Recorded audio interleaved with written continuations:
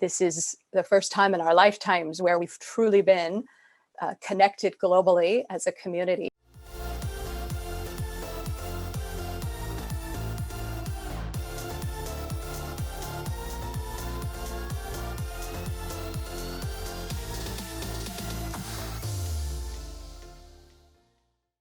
The thing that I think is powerful about that is recognizing that we're not alone, and that everything that we're feeling and how fluid it is from day to day is a shared experience right now, not just here on this call, not just here in Australia, but around the world.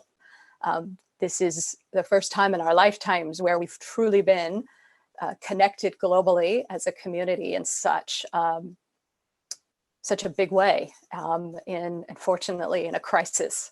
So we are all feeling these range of emotions. So if you feel at any time like you're stuck or the day is tough, know, and I know that that's exactly a natural experience. And so just wanted to honor that in terms of how we're each feeling, but also empower you, empower us with some tools and practices that can help us when those real difficult emotions come up. And that's where we talk about using the science-based practices of mindfulness and emotional intelligence to help build our resilience. So I'll be sharing with you some evidence-based or science-based practices that we teach again in the Google Search Inside Yourself program. And the goal of the practices are to help you be able to kind of pick and choose things that may work for you to complement other things that you're doing in your life. I mean, we all know how important sleep and exercise, good nutrition is, but growing resources in the mind, which is what we'll talk about today, has a real unique superpower. And what the neuroscientists have discovered over the last 10, 15 years is what's called neuroplasticity.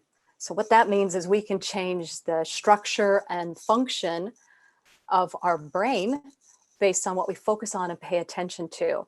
And that's why we'll talk about some of these positive practices we can do to shift us into positive states, to reduce stress, to increase your well-being. Before we get into that, just a little bit of my story. So I came to become a teacher in mindfulness, emotional intelligence, actually through my own burnout with stress.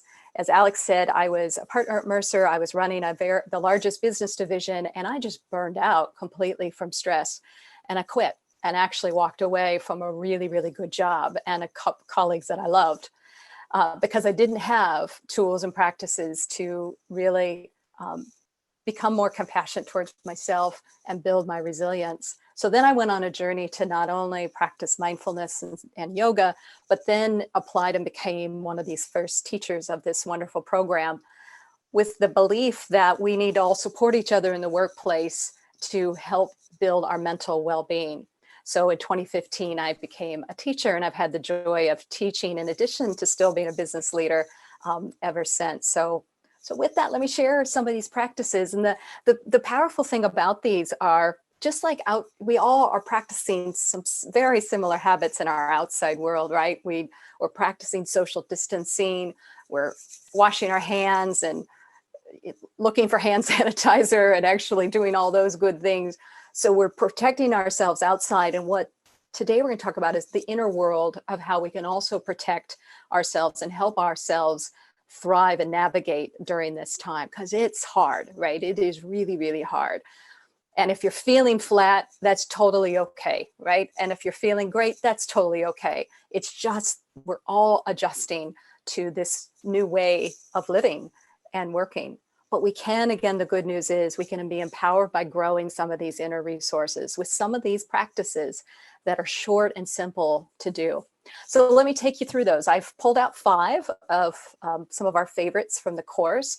3 of them are going to be more mindfulness based. I'll take you through some experiences with that. So hopefully you're up for trying some things and experiencing it in a laboratory of your own, in your own experience.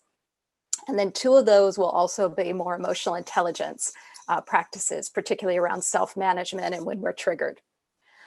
So the first one is, I'll just tell you, so you may know this already, but what is emotional intelligence? And it's really about awareness. So it's awareness and understanding our own emotional state, our own inner resources, and navigating and adapting accordingly. And it's also being able to understand, be aware of the emotions of others, and being able to understand, have some compassion, and adapt accordingly.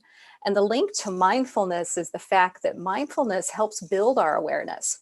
It helps build strengthen our attention muscle and our attention part of our brain, so that we can be really tuned in, not only to our own inner state, but actually build the attention to actually be aware outside. So there's this wonderful link, even from a scientific standpoint, in how our brains work between the two. So one of the first practices is something very similar that I did for you at the very beginning, which is just mindful breathing practice. And the science points to two benefits of this type of practice. Number one, activating the parasympathetic nervous system, which is actually the rest and recover, the calming part of our system to help reduce the stress. And the second thing mindful breathing does is it activates the executive center of our brain, which is this prefrontal cortex, which helps us focus, but also make wise choices throughout our day. So